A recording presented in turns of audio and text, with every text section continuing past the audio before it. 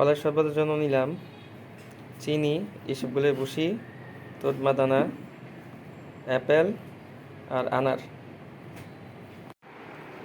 আসসালামু আলাইকুম, আশা করি সবাই ভালো আছেন। তো আজকে আমি ফলের শরবত করে দেখাবো আপনাদের। তো এখানে আমি তোতমা দানা আর ইসবগুলের ভুসি আগেই ভিজিয়ে রাখছিলাম। তো এই যে আপনার এই তোতমা দানা, ইসবগুলের ভুসি, আর এখানে আছে আপনার আপেল, আর হচ্ছে আপনার আনার এবং চিনি। তো আমরা এইসবগুলো বসি আর তোতমাদানা আগে ভিজিয়ে রাখছি যেন বেশি সময় নষ্ট না হয়। তো এই যে আপনার এইসবগুলো বসি আর তোতমাদানা, এখন আমি দেব আপেল কুচি। এই যে আমি আপেল নিলাম, আপেল কুচি দিলাম, এখানে পরিমাণ মতন আপেল কুচি দিলাম।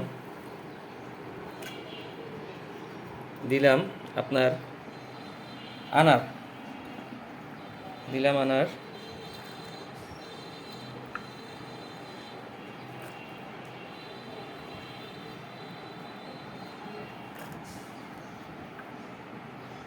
পরিমাণ মতন আনার দিলাম, আর দিলাম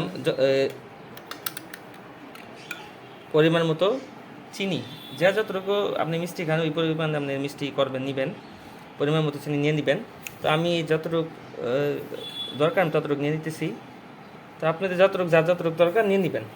তো এখন আমি এটা ভালো করে মিক্স করব।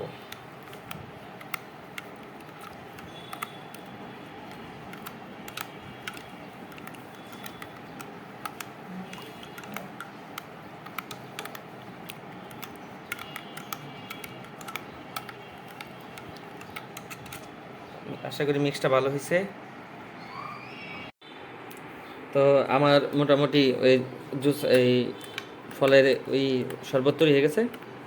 তো আপনারা সবাই এভাবে আপনারা করার চেষ্টা করবেন। এখানে এইসবগুলো বসি, তোতমা দানা আগেই ভিজিয়ে রাখছিলাম, তো আপেল কুচি এবং আনার এবং পরিমাণ মতো চিনি দিয়ে আমি এই শরবতটা তৈরি করলাম। যথেষ্ট পরিমাণ গরম পড়ছে, তো সবাই এইভাবে আপনি শরবত করে খাবেন।